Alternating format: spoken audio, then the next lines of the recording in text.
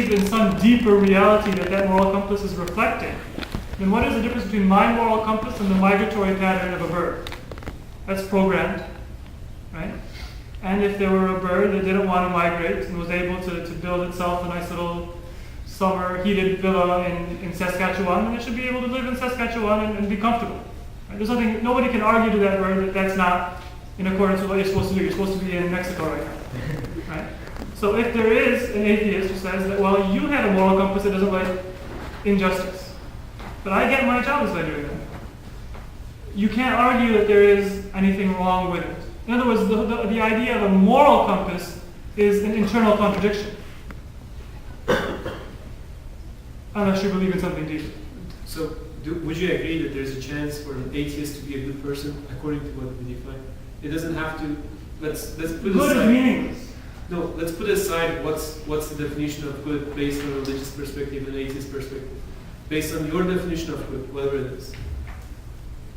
An atheist can be a good person, can believe that this moral values and all this stuff coming from, according to you, from some empty place, it's just imaginary thing or whatever, random. But it could end up being a good person according to your definition, just being in harmony with what God wants and doing the things that came from origins of God. I wouldn't call that good.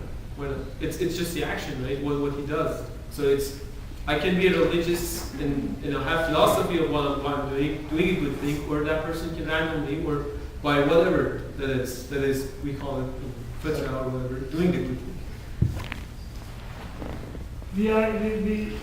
When we describe an action or a person as being good, or what's the opposite of good?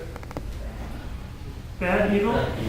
Right? That can't simply define an action itself.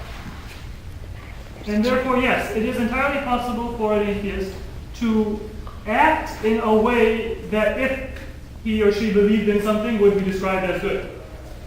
But without anything behind it, it's meaningless to even use that term. It's, for example, if I have a person who is a complete psychopath, right? And I am observing their every move, and every time they intend to do something that would be destructive to themselves or somebody else, I prevent them from being able to do so. Right? So they're going to go and commit a string of murders, and I prevent them from being able to get in touch with their victims, and I booby trap all of their plans, and I prevent them from doing it. That person hasn't committed any murders, but they're not a good person. It's morally, they're no different from if they had actually carried out all their murders. So it's really, if you're asking me what kind of person is that psychopath, or if there are two identical twins, both psychopaths, and I'm only monitoring one, what's the difference between the two? None. One's committed 11 murders, one's committed none, but there's no difference between the two. You see what I'm trying to say? I understand what I'm saying. Really, yes, an atheist can live a life without committing any murders, or they can live a fulfilling life where they feel satisfied. But the question doesn't arise of living a good life or doing a good deed. So how do you explain the good feelings that we all get when we... Well, no, we can explain it from an Islamic perspective in that they were created with a moral compass. We're calling it a moral compass because we believe in God. But then if I lose that belief in God, then I will no longer be able to call that a moral compass, even though somebody else who believes in God will call it a moral compass. I'm not denying that atheists do have a moral compass, but I'm denying that an atheist can call it anything related to a conception of good or evil. So suppose for a moment that when we see the issue of Palestine, for example, we saw here at UT that many of the people who were willing to stand up for justice were people of liberal-minded, more atheistic, agnostic background. Well, there's a difference. But what I'm trying to say is that suppose this fact is manifesting itself on the plane of action in such a way that many people would consider God irrelevant. For example, that these liberal-minded individuals who are atheistic are taking bolder, stronger, more brave stands than some of us are on the issue of social justice, for example. So though he or she does not point their minds and their hearts towards a particular origin and something which supposedly emanates good from him or itself, why would, or what level would we converse with them, considering the fact that it's manifesting itself the exact same way as we would like to?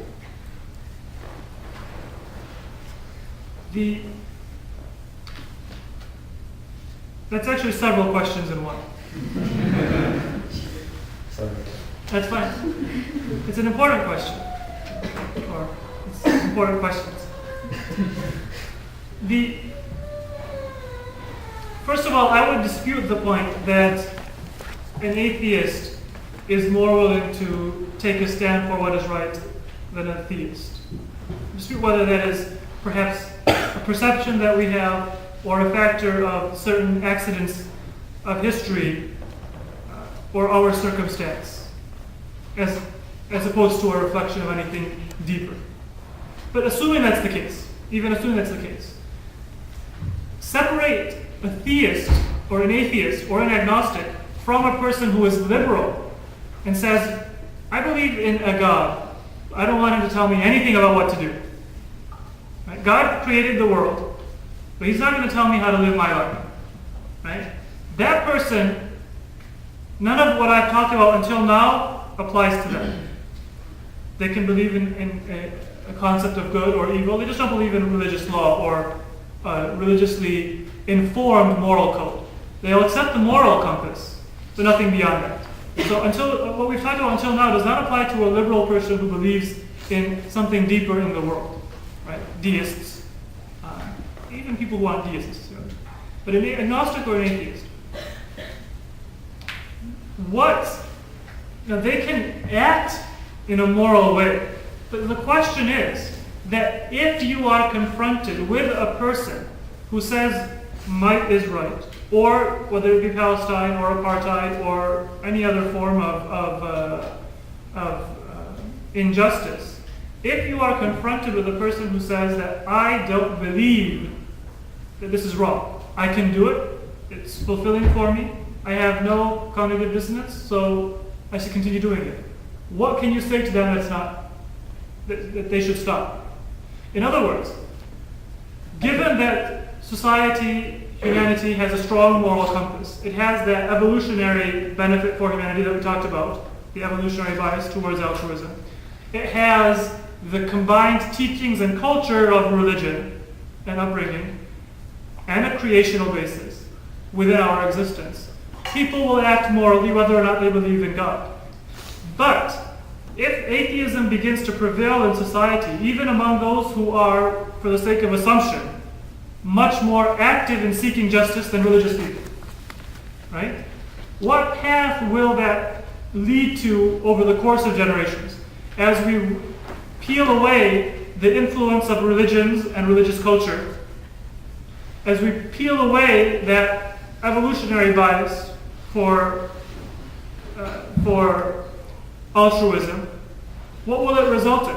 It will result in me and you not being able to have a common language that I think you had spoken about, except, okay, you think that apartheid is fulfilling for you, the only answer I have to that is to eliminate you, to imprison you, that's the only answer, that's the only common language that we can have.